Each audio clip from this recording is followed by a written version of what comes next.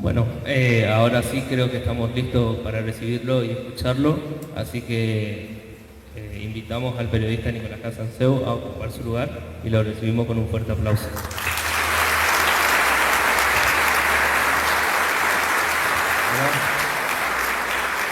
Hola, muchas gracias. ¿Se escucha bien, no? Sí. Bueno, antes que nada quiero agradecer la generosa introducción del coronel Canteros, pero quisiera hacer una pequeña salvedad. No es que yo defienda las Fuerzas Armadas, yo defiendo la verdad. Y si la verdad implica hablar de la cobardía de ciertos integrantes de las Fuerzas Armadas, yo no tengo pelos en la lengua. Yo considero que la verdad tiene que ser contada toda, lo bueno, lo malo y lo feo, y en mi libro lo hago y en mis charlas.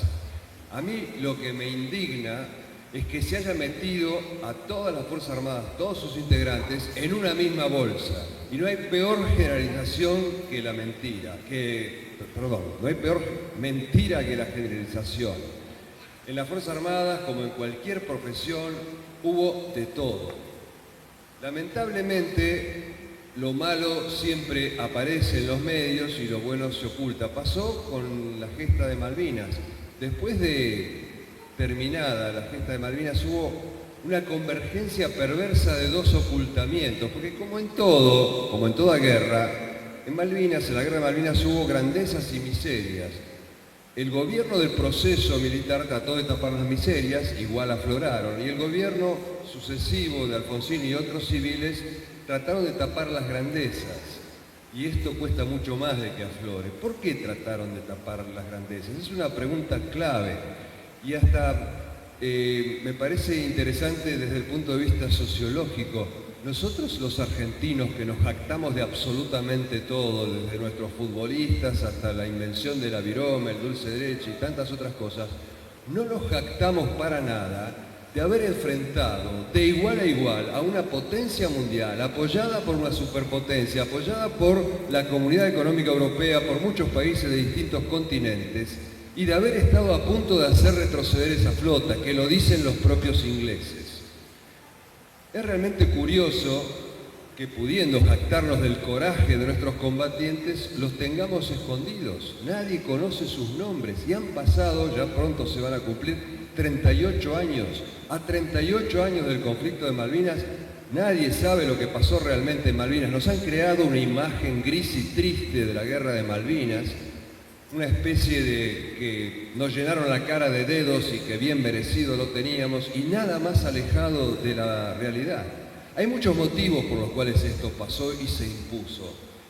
Un motivo fundamental es que nosotros, tan vivos que nos creemos, repetimos sin darnos cuenta, consciente o inconscientemente, lemas de la propaganda inglesa, inclusive de la propaganda inglesa durante la guerra. Y esto no es conspiracionismo, esto lo puedo probar, porque ¿cuál es el objetivo en una guerra? No es solamente derrotar al ejército enemigo, entrar a la ciudadela enemiga, sino que es poner de rodillas a ese pueblo para que no lo vuelva a intentar. ¿Y cómo se pone a un pueblo de rodillas para que no lo vuelva a intentar? Humillándolo.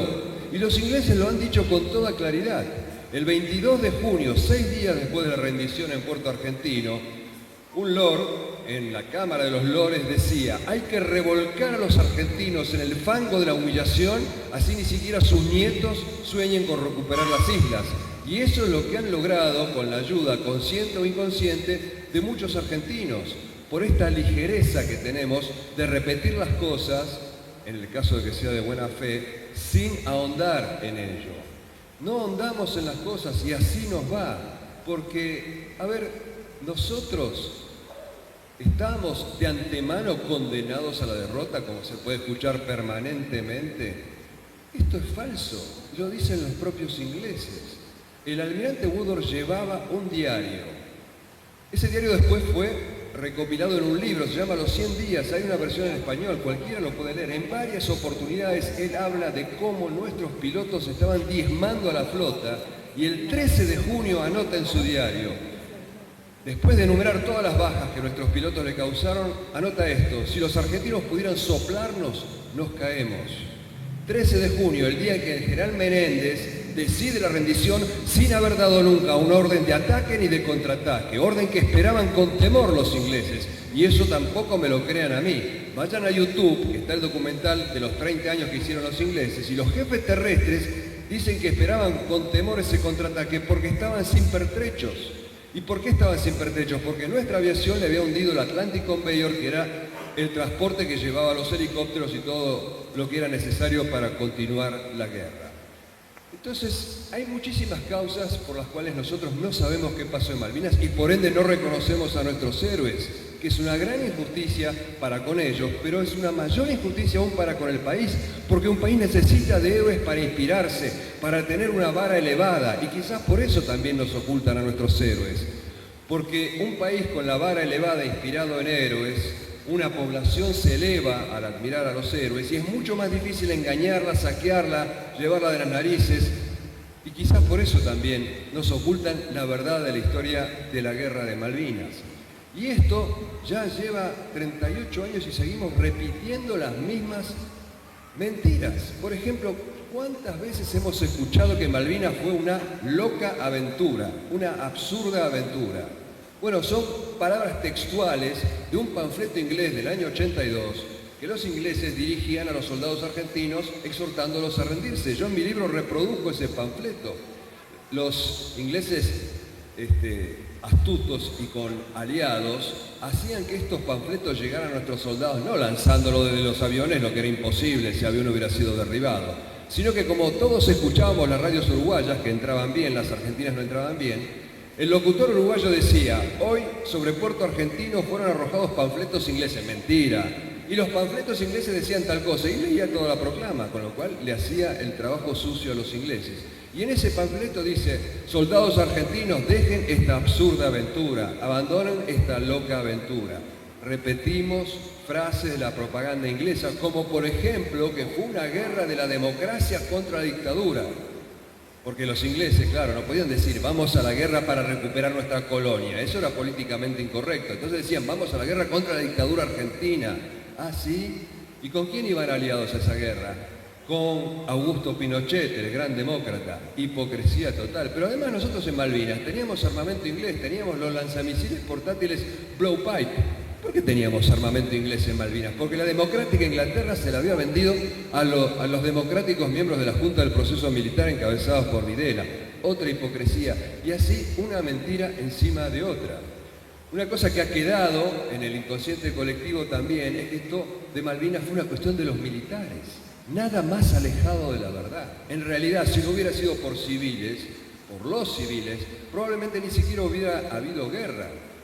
Porque, una vez más, a mí no me crean, pero apliquen el sentido común, investiguen, vayan a las fuentes, pónganlo todo en duda. Vayan al video donde Galtieri sale al balcón el 10 de abril.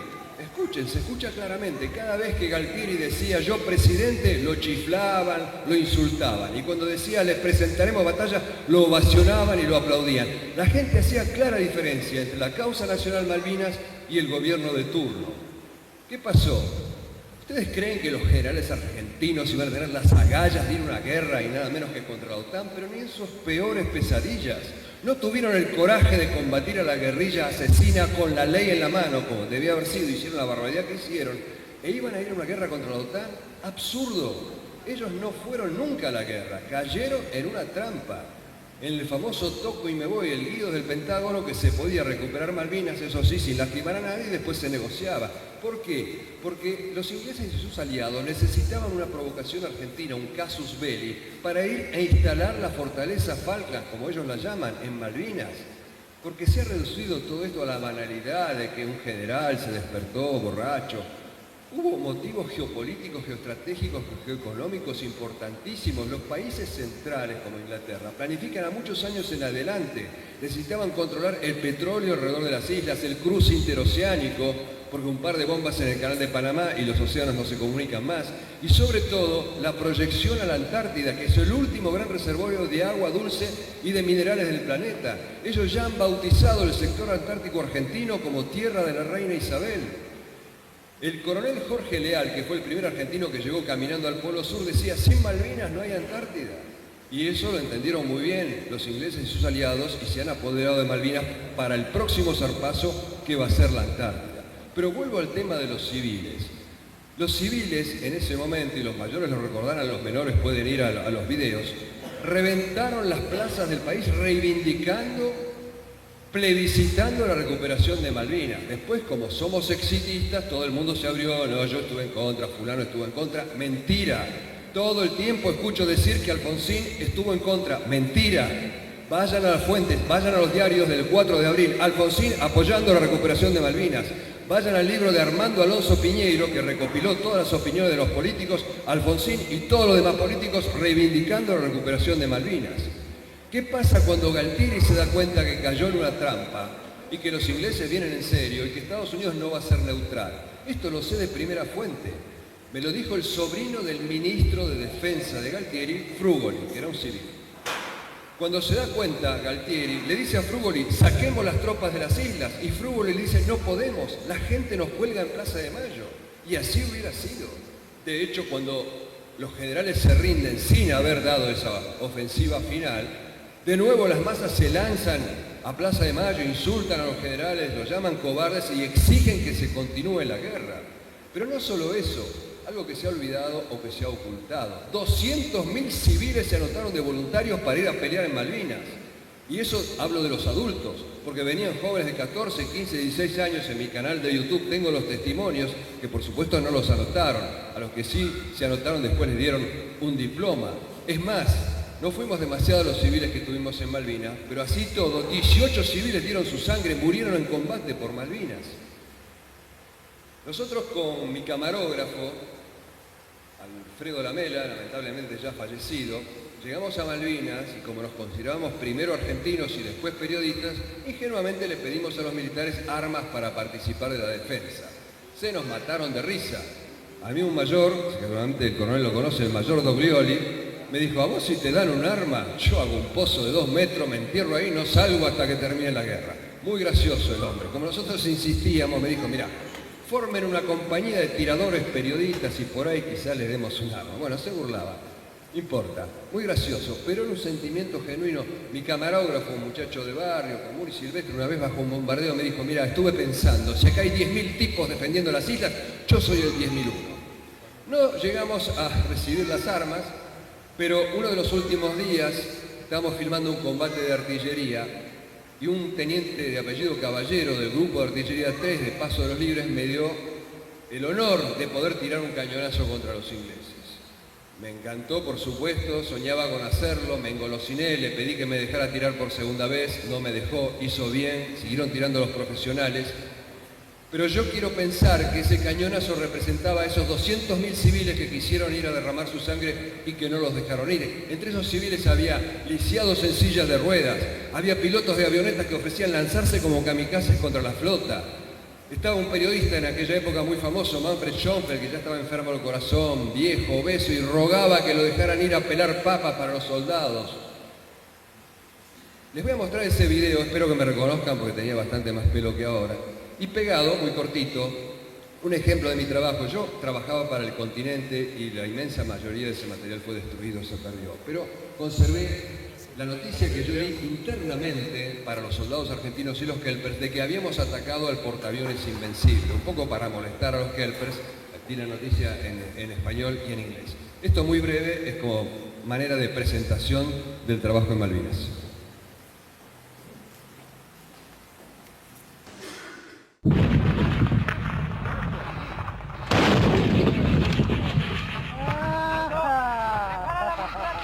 ¡Vamos! ¡A tiempo! ¡A tiempo! Ahí está. ¿Qué? ¿Le quedó?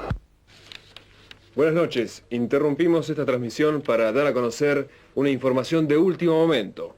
Bahía Blanca, 30 de mayo, Telam. Aviones superetandar de la aviación naval atacaron al portaaviones Invencible de la Armada Británica, al cual impactaron con un misil Exocet, según indicó una fuente naval en Puerto Belgrano. La información añade que tras el impacto del misil, hicieron una pasada aviones A4Q de la Fuerza Aeronaval que también arrojaron sus bombas sobre la nave inglesa. Según el testimonio de los pilotos, indicó la fuente de la Armada, una densa humareda se elevaba desde la nave del Reino Unido tras el ataque.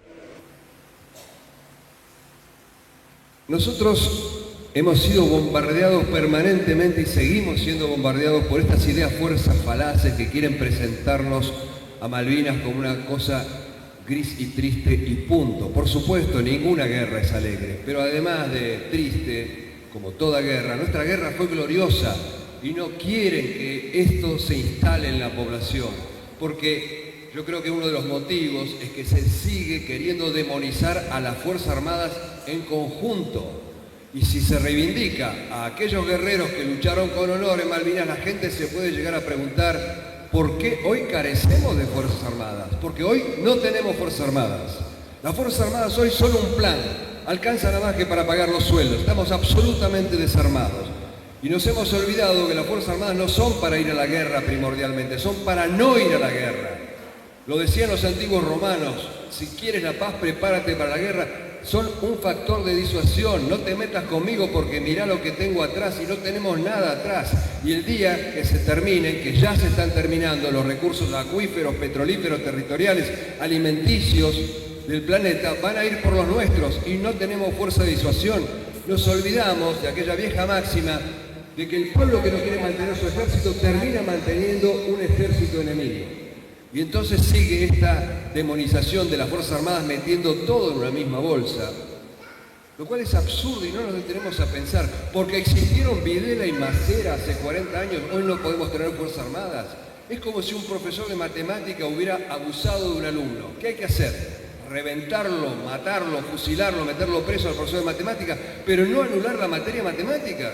Porque tuvimos a Videla y Macera, anulamos las Fuerzas Armadas y estamos de rodillas frente al mundo al que quiera venir y hacer lo que quiera de nosotros. Y a ese efecto de que sigamos desarmados, sigue esta campaña de que todo fue una porquería, las Fuerzas Armadas todas en bloque no sirvieron para nada, y esto es una mentira, como toda generalización. Por ejemplo, se sigue machacando que mandamos chicos a la guerra. Y nadie se detiene a pensar, ¿mandamos chicos a la guerra? Tapas de Clarín, periodistas, políticos, siguen hablando de chicos de la guerra. ¿En serio mandamos chicos a la guerra? ¿Qué edad tenían? 18 y 19 años. Ah, sí. ¿Y qué edad tenían los soldados ingleses? Había soldados de 16 y de 17. Pero además nadie se detiene a pensar, ¿de dónde viene la palabra infantería? De infante, niño. En las guerras lucharon jóvenes mucho más jóvenes de que 18 y 19. San Martín, Belgrano, etcétera, Güemes, las invasiones inglesas, el tambor de Tacuarí. Pero además me van a decir, bueno, ahora los chicos maduran mucho más tarde. Entonces estos eran chicos. Ah, sí. Y después de un gobierno que no fue precisamente promilitar, hoy, ¿cuál es la condición para ser militar en Argentina? Tener 18 años. Es una falacia más que nos inculcaron, que ofende a los combatientes, pero también ofende a la inteligencia. Hoy, la Fuerza Aérea Israelí, que es considerada una de las mejores del mundo, tiene pilotos cuya edad promedio es de 19 años, nos guste o no nos guste, y a un padre como soy yo no le gusta, por supuesto, pero los jóvenes son los mejores combatientes por su resistencia física, porque se sienten inmortales, porque obedecen mejor las órdenes, su personalidad todavía no está totalmente conformada. Y esto, lamentablemente, pero ha sido así siempre. Entonces, decir que nuestros hombres eran chicos de la guerra, implicando que no servían para la guerra, que eran solamente dignos de lástima, es una ofensa y es una mentira porque no se investiga. Los historiadores oficiales le rajan al tema de Malvinas. Los libros de historia que hay son de protagonistas o de historiadores amateurs. Y se oculta, por ejemplo, que quien abatiera al máximo jefe militar inglés caído en Malvinas, nada menos que al jefe de los paracaidistas ingleses, lo abatió un soldado de 18 años, Oscar Ledesma de la Cardota, Córdoba, no lo conoce nadie. ¿Por qué no lo conoce nadie? ¿Por qué lo ocultan? Porque si se contaran historias como la de Oscar Ledesma, se cae con un castillo de naipes esta mentira de que mandamos chicos a la guerra solamente dignos de lástima, que los reconocen los propios ingleses. El brigadier Julian Thompson tiene una frase, dice, estos adolescentes disfrazados de soldados nos estaban causando tantas bajas que consideré retirar mis hombres de Monte Longdon. Lo de disfrazado de soldados se lo vamos a dejar sobre la conciencia de él, pero está reconociendo el valor y los daños que le estaban causando a nuestros soldados de 18 años.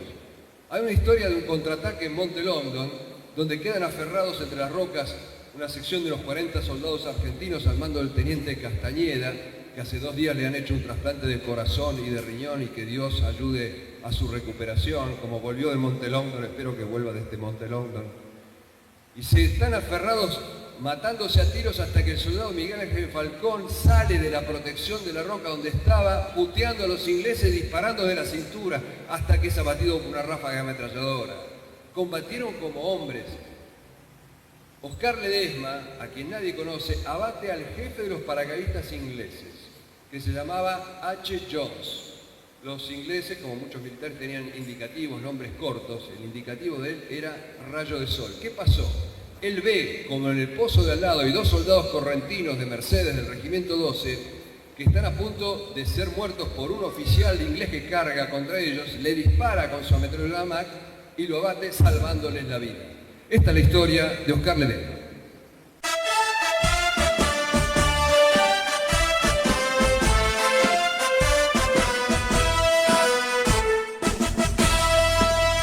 En las Malvinas jugué un rol, yo abatí a rayo de sol. Se dio así, no lo busqué, pero tampoco arrugué. Es que el inglés iba a atacar y ciertamente a ultimar a 2 infantes que yo vi, ya indefensos, con miedo intenso, pero con ansias de vivir. Se agotó su munición, ya cargaba H. Jones. Era el orgullo de los maras, no había quien se le animara. Yo no sabía eso entonces y no soñaba con el bronce, mas no podía permitir que mis vecinos, los mercedinos, fueran inermes a morir. Un poco más y el Brit los cose a mis camaradas del 12. Yo con la Mag me adelanté, apunté al blanco y tiré sin morbosaña ni rencor. Yo apagué a rayo de sol, yo no celebro que maté, solo a lo sumo, ufano asumo, que a los 2 yo los salvé. También me jacto que mostré, siendo mi clase la 6-3, que aún teniendo 18, no fuimos nunca el bizcocho que imaginó la fatua Albión. Se le atoró la deglución, peleamos con intrepidez por nuestro suelo, por nuestro cielo, y lo haremos otra vez.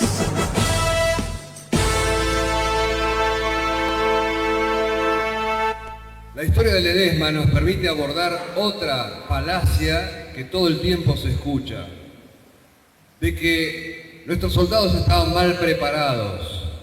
Si estaban mal preparados es porque tenía un mal jefe.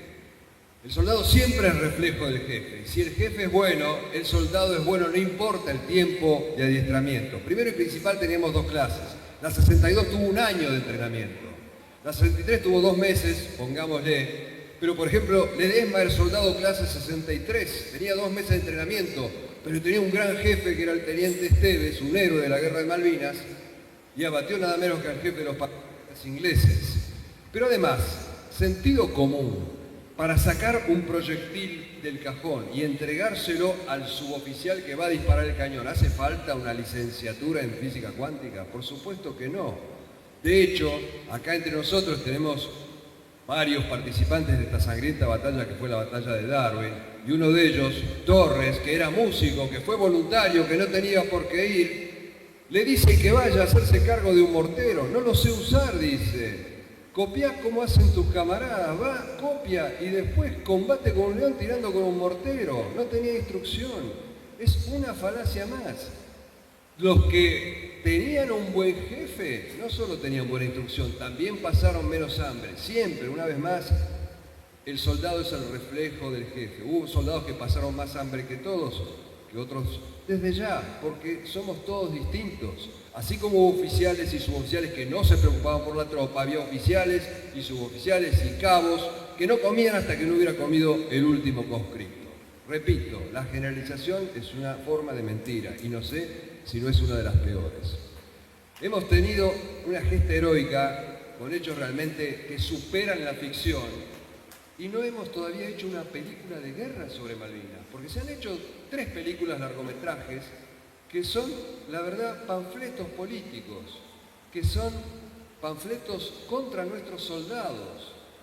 No solo, digamos, tienen una intencionalidad política, sino que denigran a nuestros soldados. Van a decir, bueno, porque perdimos la guerra. Los Estados Unidos perdieron la guerra con Vietnam, hicieron 400.000 películas donde ningún soldado se hace encima. En nuestra película, Iluminados por el Fuego, se hace encima el soldado. Y su enemigo no son los ingleses, sino los oficiales y suboficiales. Pero esta película se muestra en todas las escuelas todos los años y la pasan también por televisión, ensuciándole la cabeza a nuestros hijos.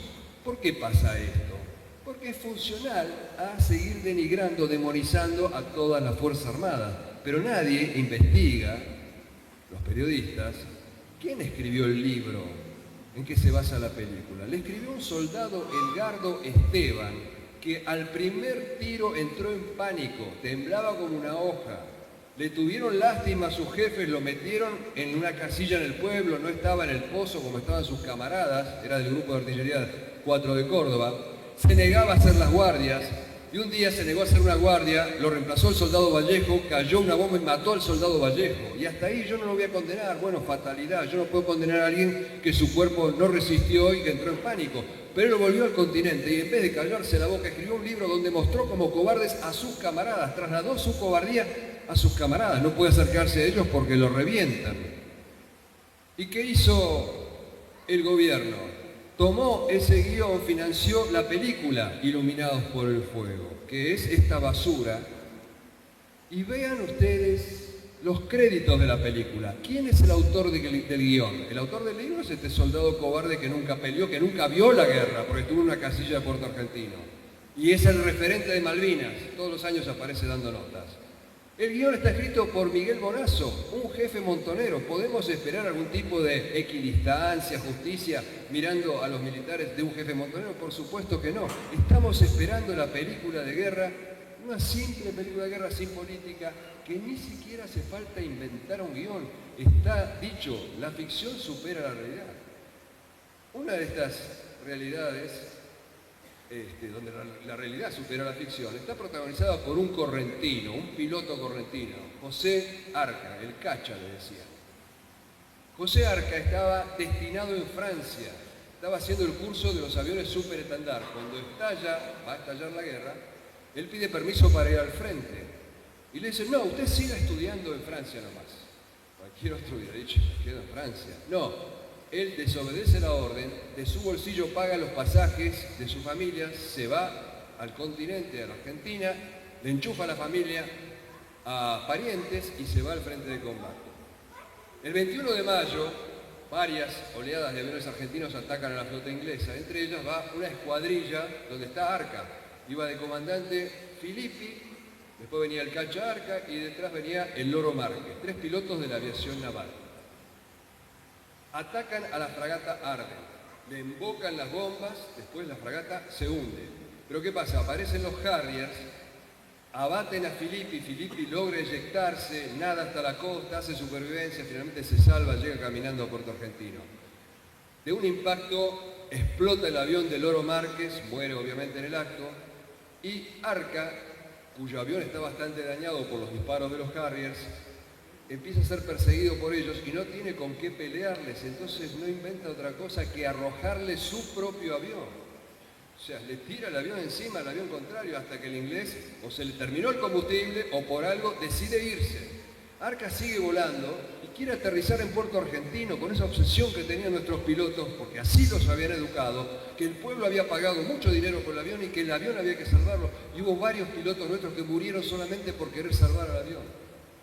Llega sobre Puerto Argentino, dice voy a aterrizar, y dice no podés aterrizar, la pista es demasiado corta, además no tenés la mitad del tren de aterrizaje, a través de tu fuselaje puedo ver el cielo, eyectate. Bueno, lo convencen con mucha dificultad de que se eyecte, y nosotros que éramos miles los que estaban abajo, vimos con terror que él había dejado el avión nivelado de una manera tal que el avión empieza a dar círculos en torno a Arca. Arca caía y el avión estuvo 2 veces a punto de atropellarlo, como si el avión estuviera despechado de que lo había abandonado y quería matarlo.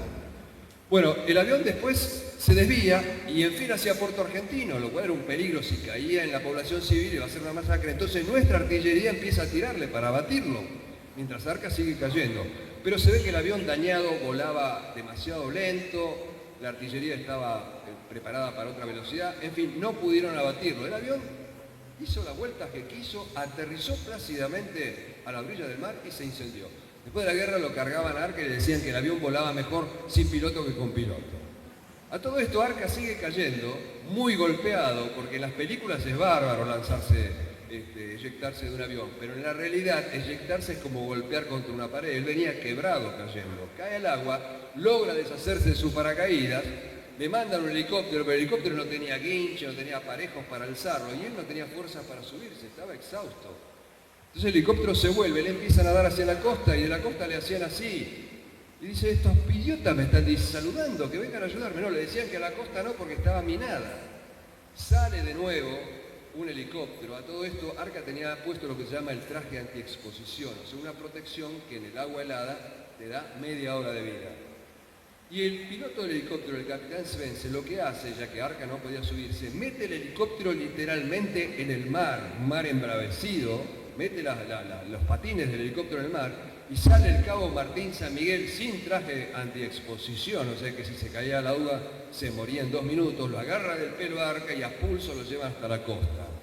Una vez que están en la costa, lo ponen dentro del helicóptero para llevarlo al hospital. Y Arca, después de todo lo vivido, se relaja y empieza a quedarse dormido. Ustedes saben que cuando hay una conmoción no hay que dejar dormir a la persona. Y al cabo Martín San Miguel no se le ocurre mejor idea que agarrarlo a cachetadas para mantenerlo dormido. Y Arca, que es un cabrón de aquellos que en cada luz roja se pelea contra el automovilista que se le cruzó, pero que estaba muy destruido, con un hilo de voz le dice, espera que me recupere, ¿sabes cómo te voy a devolver estas cachetadas? ¿Qué tema para una película? Bueno, nosotros lo elegimos como tema para una canción y la letra que yo escribí es que esta historia la cuenta el propio avión. Este es el avión del Cacha Arca. El día de ayer cumplimos una misión de combate ordenada por la superioridad contra blancos navales ingleses en el canal de San Carlos en las Islas Malvinas.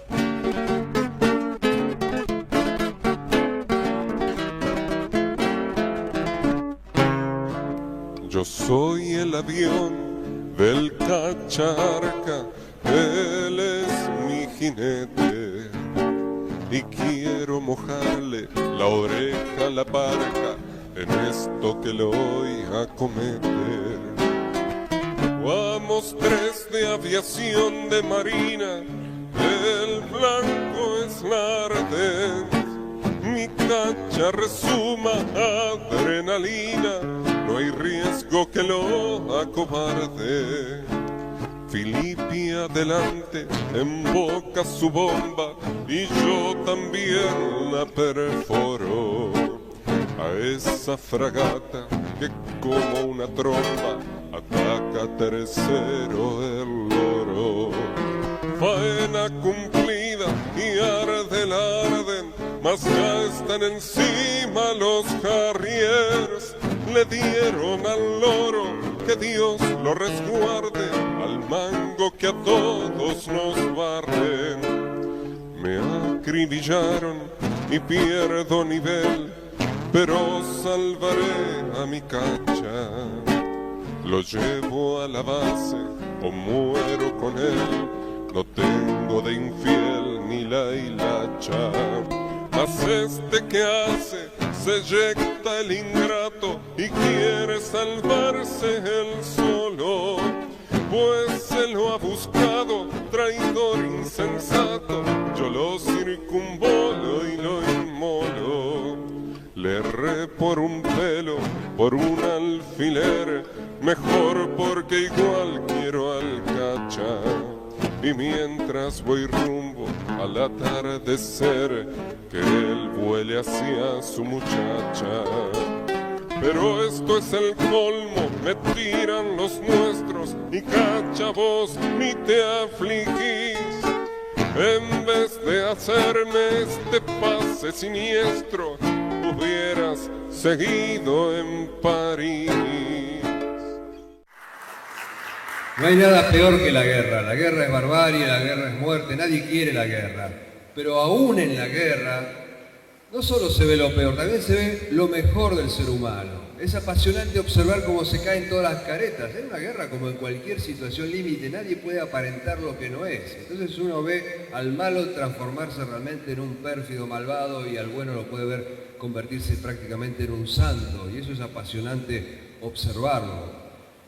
En la guerra de Malvinas, vista sin estos prejuicios que nos han metido en la cabeza de que todo estuvo mal, todo fue horrible, vista así sin estos prejuicios, la guerra de Malvinas es una cadena de historias de amor, así, de amor al prójimo, así como lo escuchan.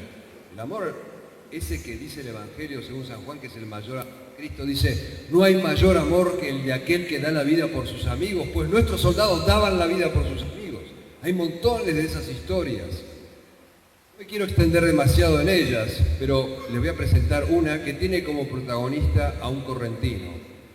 En la noche del 13 al 14, en el combate de Monte Harriet, las filas argentinas estaban desorganizadas, los ingleses las habían roto, perforado, era todo un caos, y un oficial de inteligencia, ni siquiera tenía mando de tropa, Echeverría, trata de organizar una resistencia, y se le suma un cabo correntino, Roberto Baruso, que ni lo conocía, era de otra unidad.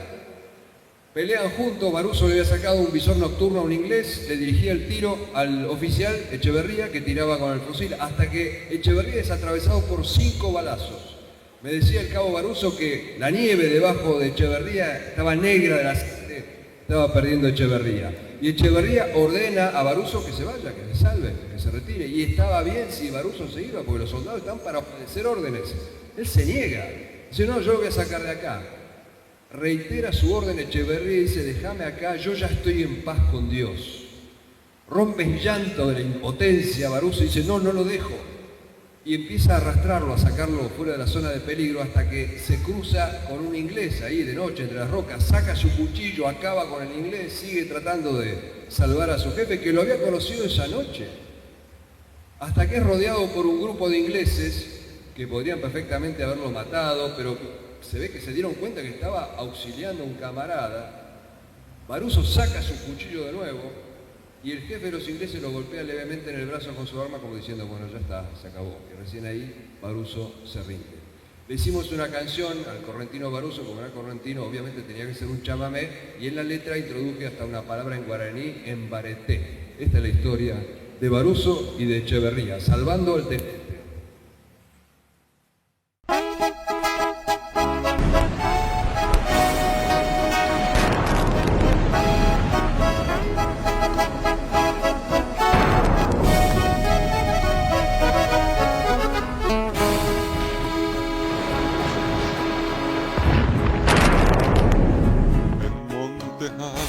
Reinaba el caos, la lucha era Mareté, pero armando la resistencia había allí Yaguareté.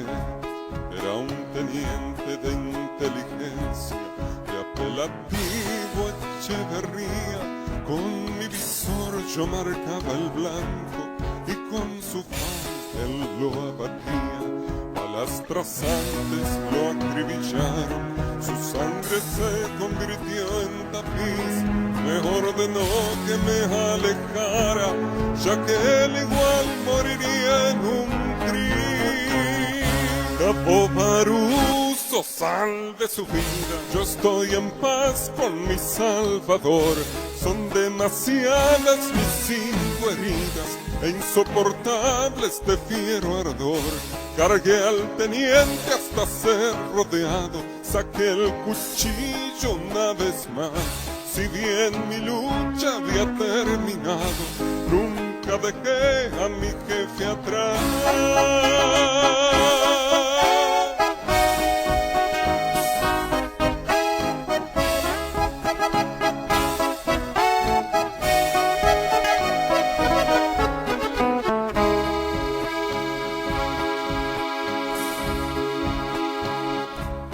Abandonarlo, ni que me maten. Soy correntino y soy leal. Le agarré de la chaquetilla, le alcé al hombro, dejé mi fal. Entre las rocas de improviso me vi de frente con un inglés. Me abalancé con mi fiel cuchillo, no pudo ni contar hasta 3. Capo Varuso salve su vida. Yo estoy en paz con mi Salvador.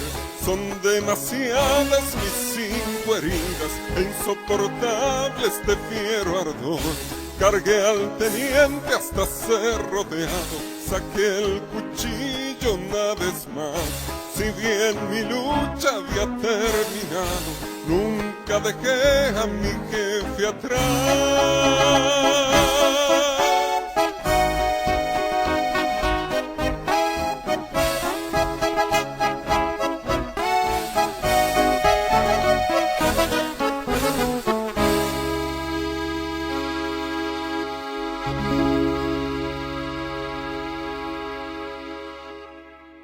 El cabo Varuso tiene, como muchos otros combatientes, síndrome de estrés postraumático.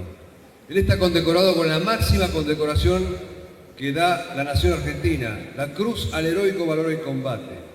Como tiene esa enfermedad, debe ir a tratarse a Buenos Aires y en el empleo donde él trabaja le hacen miles de problemas para darle los días libres que él necesita. ¿Por qué? Porque en Corrientes impera la discriminación hacia los cuadros. Le han dado pensión a los soldados y a los cuadros, es decir, a los suboficiales y oficiales no, por más que sean héroes, como si las balas distinguieran entre soldados y no soldados. Una gran injusticia que la provincia de Corrientes tiene que corregir, que dura desde hace ya muchos años. Nosotros imitamos a los Estados Unidos en lo malo, lamentablemente nunca en lo bueno. ¿Qué pasaría con Varuso en Estados Unidos? En Estados Unidos, el que consigue la condecoración más grande al valor en combate, lo primero que hacen es sacarlo de la línea del frente. Ese hombre no debe morir, debe ser un ejemplo viviente. Si quiere seguir en el ejército puede seguir, pero ya no arriesgando la vida. Así tenga 20 años se puede retirar y le dan $1000 extra de por vida, por héroe. Tiene la posibilidad de viajar vía aérea, viajes internacionales, viajes de cabotaje gratis, proveedurías gratis. Sus hijos pueden entrar a los establecimientos militares de élite sin examen de ingreso. Y si se le cruza un general a este soldado héroe, o el presidente de Estados Unidos, el presidente de Estados Unidos le tiene que hacer la venia al soldado. ¿Qué diferencia con la manera en que tratamos a nuestros héroes aquí? Otro de los motivos por los cuales nuestros héroes no son conocidos, también lamentablemente obedece a esta, no calidad ni cualidad, sino más bien defecto humano, ¿no es cierto? La envidia. Aún dentro de las propias Fuerzas Armadas, los combatientes de Malvinas fueron discriminados, perseguidos, ninguneados. Porque el que no fue a la guerra envidiaba al que fue, el que fue y arrugó envidiaba al que fue y no arrugó, y el que fue y no arrugó envidiaba al que fue, no arrugó y se hizo un poquito más conocido. Esa cosa terrible de la miseria humana.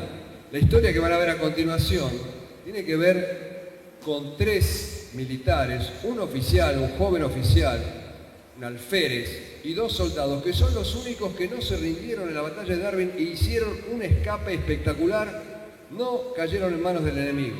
Nosotros hicimos este video con Longoni y se lo mandé al jefe de la Fuerza Aérea Sur, al brigadier Crespo, y me contestó: qué buen video, Nicolás, no conocía esta historia. El jefe, los únicos 3 soldados que no se rindieron en la batalla de Darwin y no lo conocía, lo habían ocultado.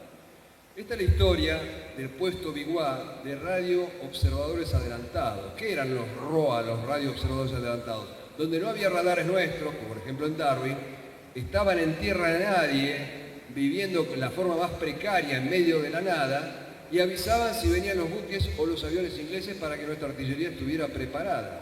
Cuando se produce el combate de Darwin, ellos ven la rendición argentina y deciden no rendirse. Los estaban buscando los ingleses. Entonces, ¿qué hacían? Caminaban de noche, de día hacían un pozo muy poco profundo, se acostaban, se ponían la manta encima, les caía la nieve y pasaban desapercibidos, y después a la mañana seguían caminando hasta que un helicóptero argentino de Puerto Argentino llega volando a ras de la hierba. A los helicópteros le dicen palas en la jerga de los pilotos y los rescata. Esta es la historia del puesto Biguá de la base aérea Cóndor, porque la base de la Fuerza Aérea en Darwin se llamaba Cóndor. Ellos eran los ojos del Cóndor. Alférez Eduardo Daguero, usted es el único oficial que acompañado con estos dos soldados pudo regresar de Darwin. ¿Cuál era su misión específica?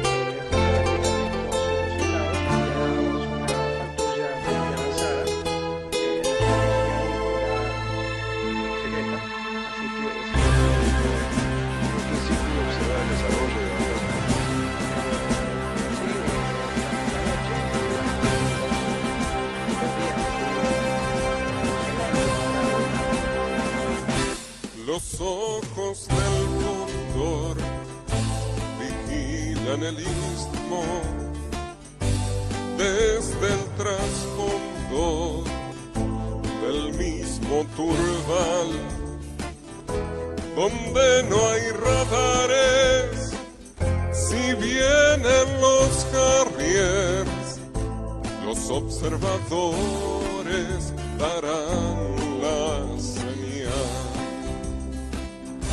Mas si la victoria resulta esquiva, aún queda la gloria de no capitular, forzar un escape con garra ofensiva, estando rodeados el cerco burlar. Eso hicieron los tres del Biguá, zigzaguearon por aquí y allá, camuflados cual mamboretas, se escurrieron como los chacás. Eso hicieron los tres del Biguá, zigzaguearon por aquí y allá, camuflados cual mamboretas, se escurrieron como los chacás. A esa boca de lobo, colmada de acechos, con sas y siquín, rastrillando el lugar, peinando el herbaje en audaz martingala, llegó nuestra pala a salvar y a evacuar. Montaron en ella los tres de la Roa, su buena estrella no se iba a apagar, cual una centella salieron del cepo, a ellos la loa por no claudicar. Eso hicieron los tres del Biguá, zigzaguearon por aquí y allá, camuflados cual mamboretas, se escurrieron como los chacás. Eso hicieron los tres del Biguá, zigzaguearon por aquí y allá, camuflados cual mamboretas, se escurrieron como los chacás.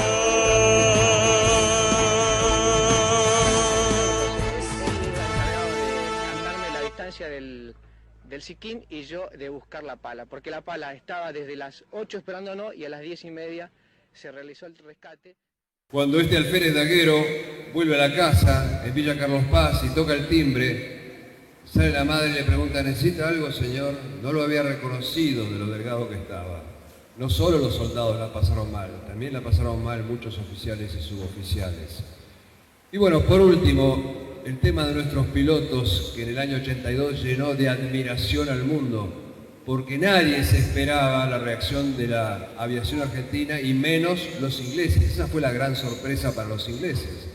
Porque además nosotros teníamos algunos aviones modernos, pero la mayoría eran bastante viejos. Por ejemplo, este avión del Cacha Arca tenía los asientos eyectables, algunos aviones tenían fisuras y sin embargo salían a cumplir su misión. Los aviones Skyhawk eran modelo 50 y diezmaron una flota modelo 80, 30 años de diferencia de tecnología suplidos con coraje y con pericia, lo que viene a demostrar una vez más que la guerra no la gana el que tiene más armas, tecnología, más hombres, la gana el que tiene la voluntad más fuerte y nuestros pilotos tenían esa voluntad. Cuando va a comenzar la guerra, un experto en fragatas misilísticas le dice a nuestros pilotos en una reunión, miren, son prácticamente indestructibles, inexpugnables, intenten atacar en masa, 10 aviones contra un barco, 9 aviones van a ser derribados, quizás el 10º pueda hundir una fragata, pero nuestros pilotos no le hicieron caso a esto y atacaron a los Güemes, apareciendo y desapareciendo, golpeando y desapareciendo. Para esto tenían que volar a casi 1000 kilómetros por hora a ras del agua para que no los capten los radares, con el peligro que eso significa. Cuando los veían tenían que atravesar ese erizo defensivo que les tiraban con todo, poner las bombas en el puente de la fragata, no es que la lanzaban de una distancia, y después hacer el escape con un mínimo de combustible y encontrar al Hércules reabastecedor que les pueda dar combustible porque si no se caían al mar. Y seguían saliendo y salían, y no solo salían, se peleaban por salir en misiones de las cuales probablemente no volverían. Había un capitán, Jorge Osvaldo García, que era el dueño del lápiz. Él marcaba, hoy salís vos, mañana vos, se anotaba a sí mismo. Y un día que se anotó a sí mismo no volvió. Los pilotos tenían escuadrillas que salían a la mañana, otras que salían a la tarde. Un día llega la orden 12:15. Los de la mañana decían nos toca a nosotros y los de la tarde no nos toca a nosotros, se pelearon. Y cuando salió finalmente la escuadrilla que le decidió el jefe, de 4 aviones volvió uno solo.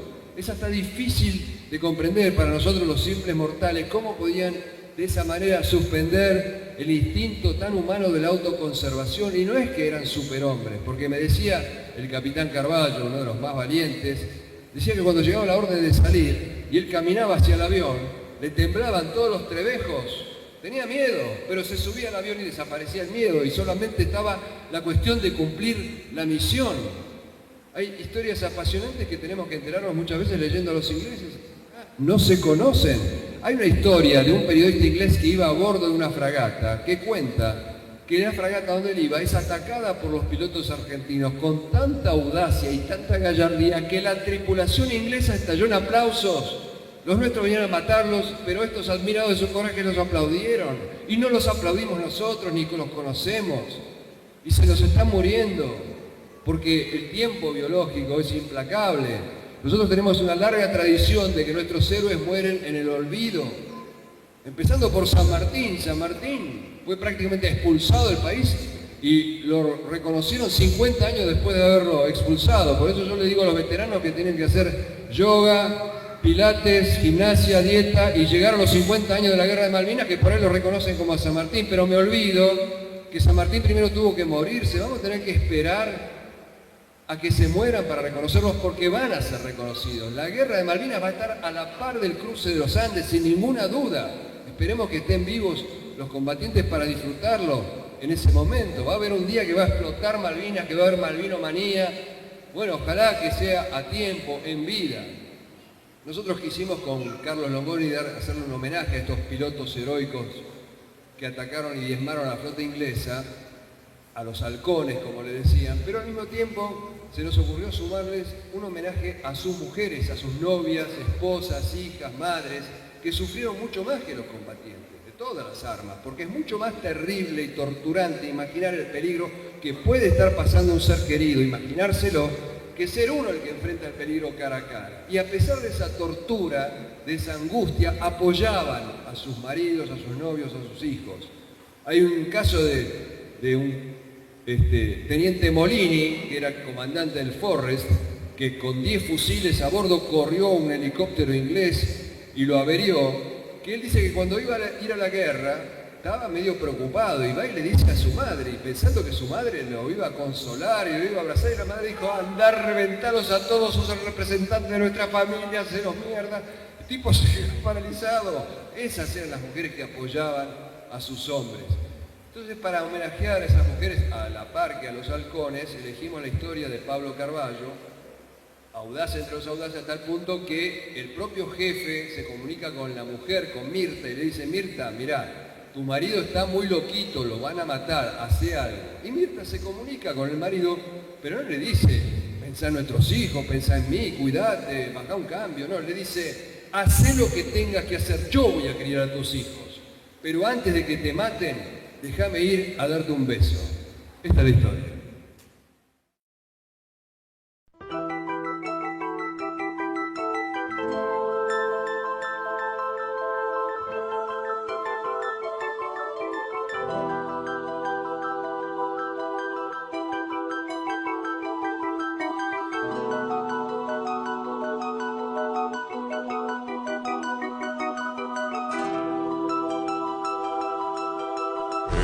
Era un gallardo halcón, loco de furia y valor, que por entrar en acción había dejado a su amor. Ella no quiso implorar que incumpliera el deber. Dijo: lo voy a salvar con la fuerza del querer. Lo amó, lo amó, lo amó, y él volvió.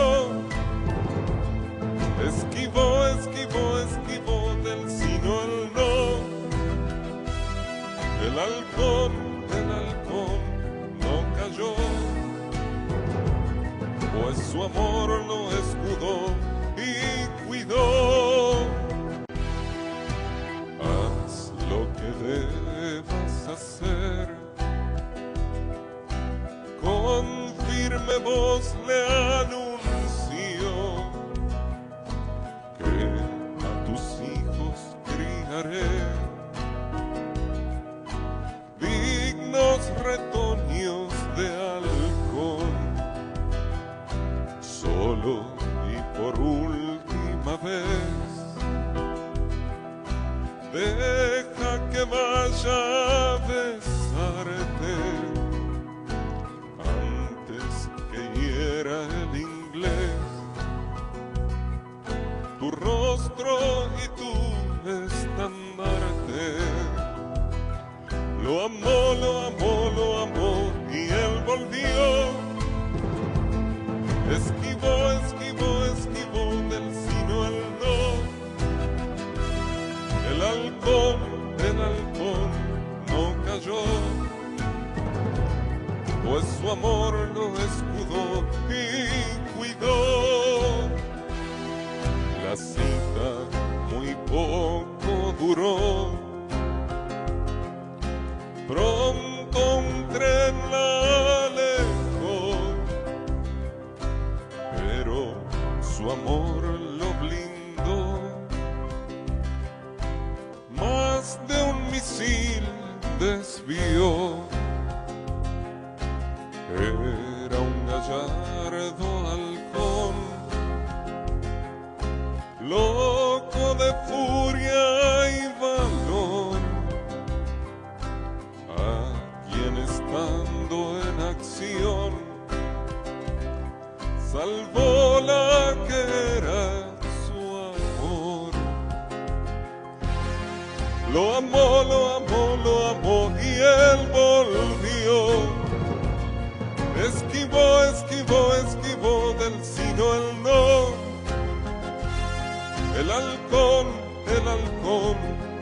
cayó,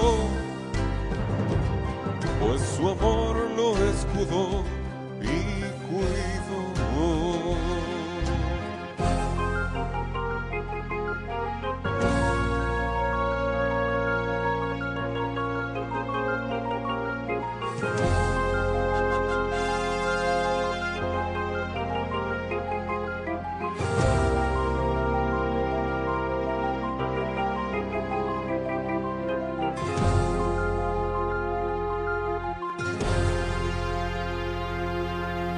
Como ven, tenemos héroes vivos y héroes muertos. No habrá olvido que nos borre su memoria. Malvinas volveremos. ¡Viva la patria! Y aplausos a los combatientes arriba.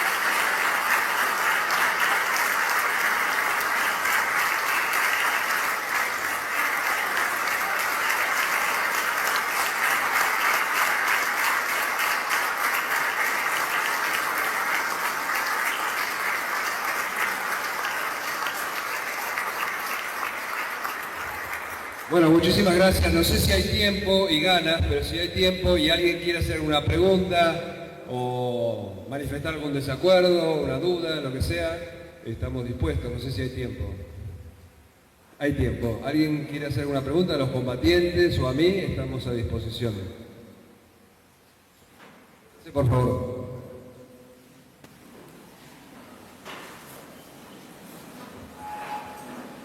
¿Alguien que quiera participar del debate?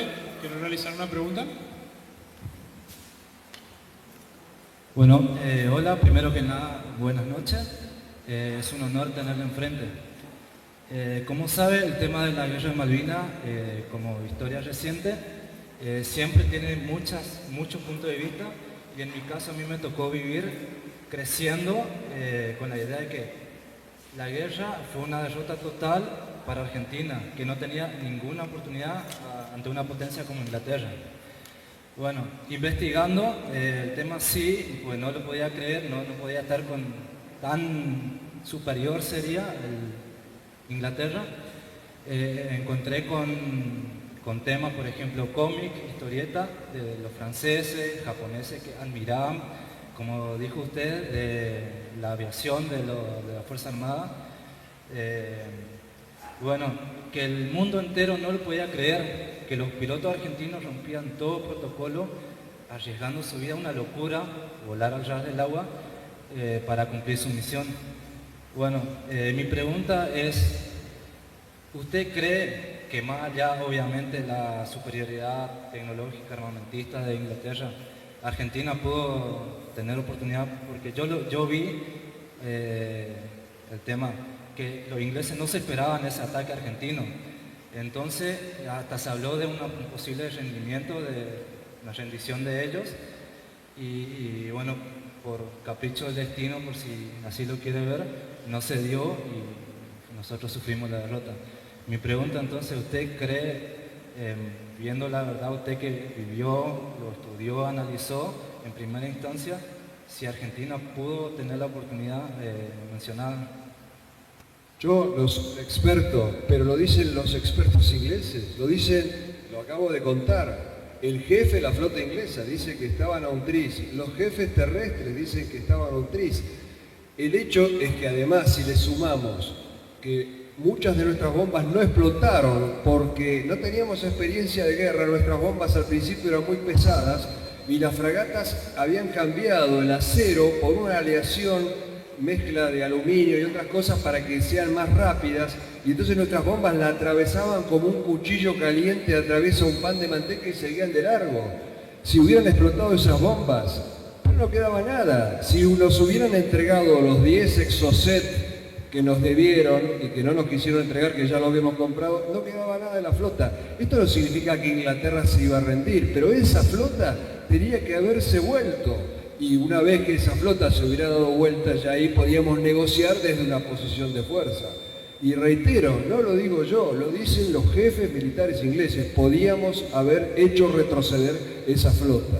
Y ni hablar si en vez de los generales que tuvimos, que nunca fueron al frente, hubiéramos tenido a soldados de la talla de Rico, Castañeto, como los comandos, o de los pilotos argentinos, o de infantes de marina como el capitán Carlos Daniel Vázquez del BIM-5, otro hubiera sido también el resultado. Nuestros generales no se empeñaron ellos y no empeñaron a la mitad de la tropa en combate. Y eso no es culpa de la tropa, es la culpa de los altos mandos. Los almirantes no empeñaron la flota de guerra, la dejaron en el borde, en la costa, y decían que no podían sacar los buques de guerra porque entonces nos lo iban a hundir. Perdón, la flota de guerra está para ser hundida en defensa de la patria si hay una guerra, sino ¿para qué tenemos una flota de guerra? Los pilotos podrían haber dicho lo mismo, no salimos a volar porque nos van a voltear los aviones. O sea, si todo hubiera funcionado mejor, pero por supuesto que sí, está la prueba. Bueno, muchas gracias. No hay por qué. Yo le escuché muy atentamente todo, la verdad agradecido, y es una pregunta para usted y para todos nuestros héroes. ¿En algún momento llegaron a odiar o a, no sé si odiar, pero a sentirse mal con el país por no haberle reconocido todo lo que debieran haberse?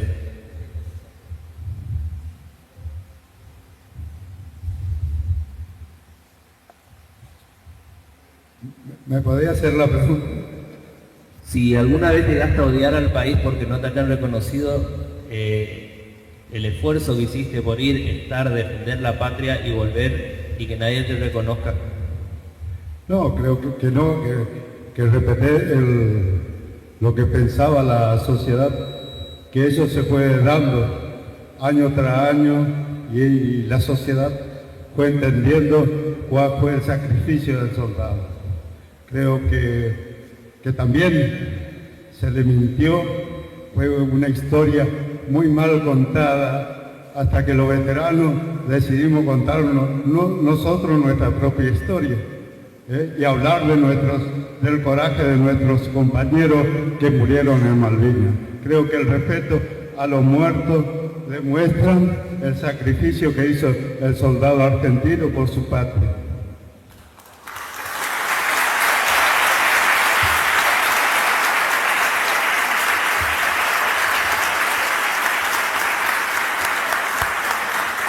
Adelante.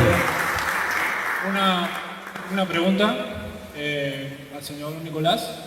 Es conocido que tuvimos un apoyo de Perú en cuanto a armamento e incluso algunos pilotos.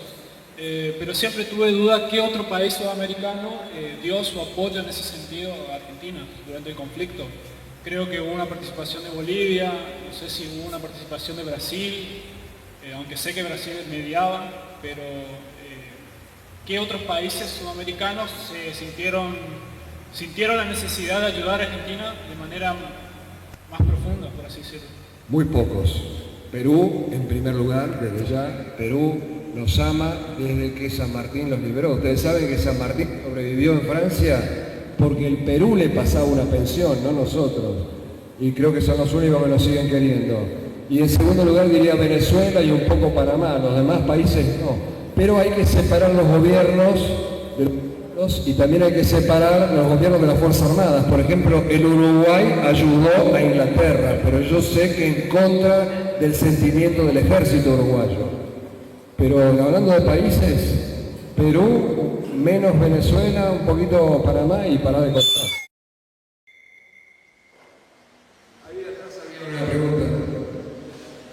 Mi pregunta es, ¿cuál es la verdadera historia de la intervención del país de Chile en cuanto a la guerra de Malvinas? Bueno, Chile obviamente ayudó a los británicos.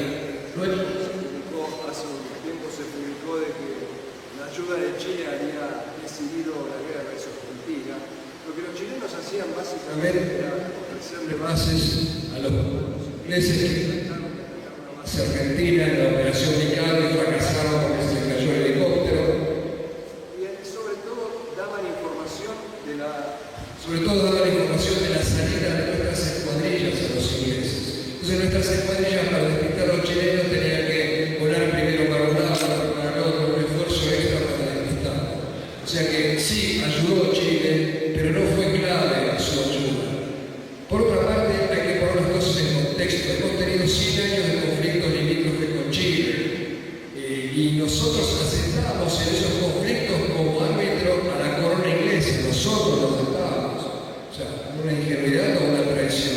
Pero además, en el año 78, 4 años antes, nuestros aviones ya habían desplegado para atacar a Chile y hubieran arrasado Chile porque nuestra superioridad era mayúscula y por suerte eso no aconteció. Entonces no podíamos esperar que Chile simpatizara con nosotros. Y por otra parte también digo que una vez más no se puede achacar al pueblo lo que hace el gobierno, sobre todo siendo un gobierno dictatorial como el de Pinochet, que además los ingleses le pagaron como siempre pagan la pérfida avión, con traición, porque cuando Pinochet se enferma y va a tratarse a Londres, lo arrestan en Londres. Así paga Inglaterra a la Pinochet. Así que le cobraron a Pinochet la actitud que tuvo contra Argentina. Muchísimas gracias. ¿No es porque? ¿Alguna otra? Adelante. Es cierto que los ingleses compensaron a los chilenos con parte del material. Sí, tengo entendido que sí. Tengo entendido que sí. Y ¿quién fue el que dio la orden de que estuviera el crucero General Belgrano, que era un rezado de la guerra del 45, y que fue destruido, y creo que fue el peor golpe que tuvimos en una batalla, así que batalla se le puede llamar a eso? ¿Quién fue el responsable? Margaret Thatcher, sin ninguna duda, está totalmente probado. ¿Quién fue el responsable de enviar el crucero a ese lugar si estábamos en guerra?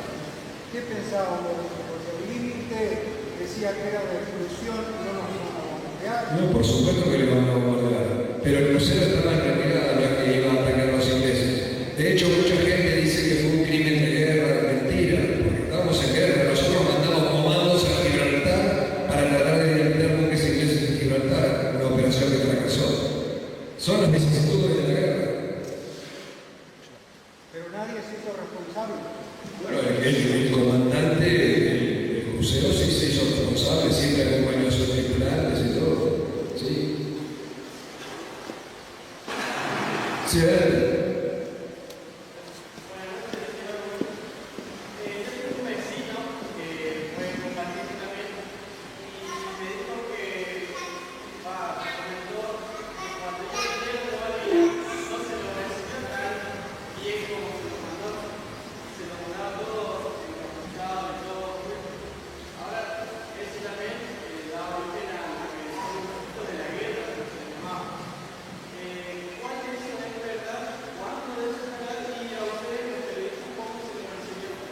Bueno, eso lo dije al principio, los soldados los escondieron, los mandaron a sus casas, escondidos, no le dieron apoyo psiquiátrico, psicológico, no le dieron trabajo, los ningunearon, eso lo comenté al principio de la charla. Y lo mío fue también un coletazo de esa desmalvinización, porque el nuevo hombre fuerte del gobierno militar, después de que voltearon a Galtieri, que se llamaba Nicolaides, un general bruto, corrupto, había dicho Malvinas no existió, hay que olvidarse de Malvinas. Entonces por eso escondieron los soldados, les resultó un poquito más difícil esconderme a mí, pero me hicieron la campaña de desprestigio. Y bueno, la pagué también, me quedé sin posibilidad de trabajar, trabajé con mucha dificultad hasta el año 90, que ya no aguanté más y me tuve que ir a trabajar en el exterior. Así que tanto para los soldados como para mí personalmente, si uno hace una encuesta entre los soldados, le van a decir que fue peor la posguerra que la guerra. Bueno, ¿alguna otra pregunta? Adelante. Hoy estuve viendo, a propósito de su visita, Nicolás, de un artículo publicado en un medio de Comodoro Rivadavia, aparentemente, de mayo de 2019, y dice lo siguiente. En 1982, Casanseu fue enviado por el canal estatal ATC junto al camarógrafo Alfredo Lamela a cubrir la guerra de Malvinas como periodista corresponsal de guerra. Y la pregunta viene sobre este párrafo puntual. Su trabajo fue seriamente censurado y gran parte destruido. Y otra cosa que quería preguntarle a propósito de eso era cuál fue el rol de la dictadura en la manipulación de la información durante el desarrollo de la guerra y posterior a ella. Bueno, en lo que respecta a mí, no había retorno, no sabíamos qué se publicaba. Y fue a los grandes mayos, mi camarógrafo y yo, cuando volvimos nos enteramos que el 90-95% de nuestro material no solo fue mostrado, sino que fue destruido. Y hace poco salió una nota donde dice que faltan 100 horas de grabación mías. Eso fue claramente la prueba de que lo que grabábamos no era del agrado de la censura. Me pareció absurdo, además, me hubiera acordado que sea para la historia. Y con respecto a la censura, por supuesto que había censura del régimen militar, pero mintieron más los medios privados que los comunicados de la Junta Militar. Hay un libro de Rodolfo Terraño, el dirigente radical, y otro estudio de Alejandro Amendolara, donde demuestra que los medios privados, tipo Revista Gente, etc., mintieron mucho más que los comunicados del Estado Mayor de la Junta Militar. Muchas gracias. Bueno, si no hay más preguntas, muchísimas gracias por la atención.